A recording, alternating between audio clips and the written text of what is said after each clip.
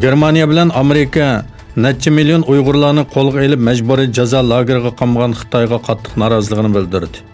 Birlashgan Davlatlar Tashkiloti Xavfsizlik Kengashining yepq yig'inida Berlin bilan Washington Beijing hukumatining Uyg'urlarni asos kishilik huquqdan mahrum qilganligini aybladi.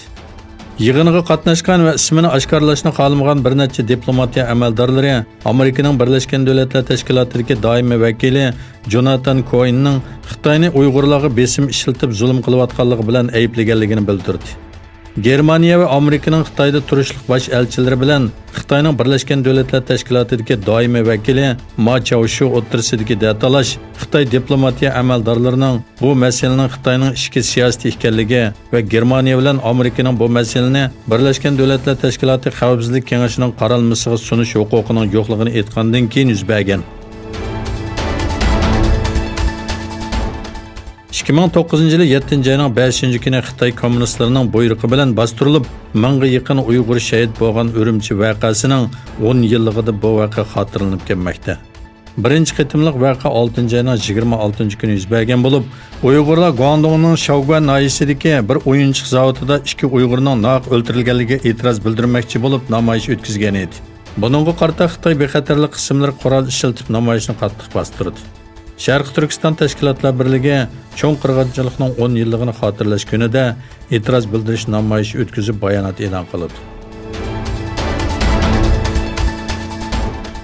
Turkiya prezidentining uchur aloqa ishlari bosh mas'uli Faxriddin Altun prezident Recep Tayyip Erdo'g'anning Xitoyni ziyorat qilganligini e'lon qildi.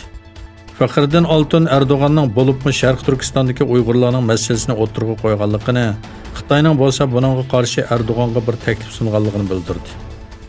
Faxriddin Altun uchrashda Turkiya-Xitoy munosabatining barliq taraflari bo'libmi Uyg'ur masalasi atrofli muhokama qilinib, Recep Tayyip Erdo'g'anning bizning birdan-bir orzuyimiz Uyg'urlarning Xitoyda tinchlik, baxt va gullanish ichida yashash ekanligi va bu vaqtdagi fikrni Xitoy hukumatiga aytganligini bildirdi.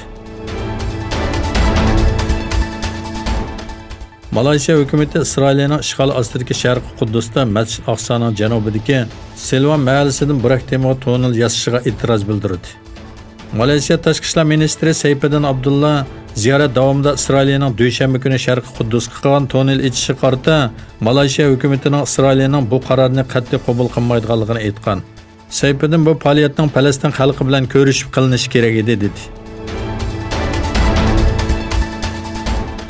Amerika bilan Rossiya o'rtasida zo'r krizis paydo qilgan Amerikaning o'rta musobaqali yadrolik qurol kelishimidan chiqib ketishdan keyin Putin bu kelishimni amaldan qoldirdi.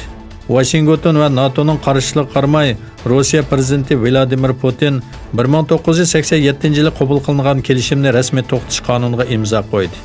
1987-yili Sovet ittifoqi bilan Amerika tarafidan qabul qilingan kelishimga asosan Yevropada 500 kilometrdan 5500 kilometrgacha uchish musobaqasiga ega yadrolik boshqarilgan bombalarni o'rnatishni cheklagan edi.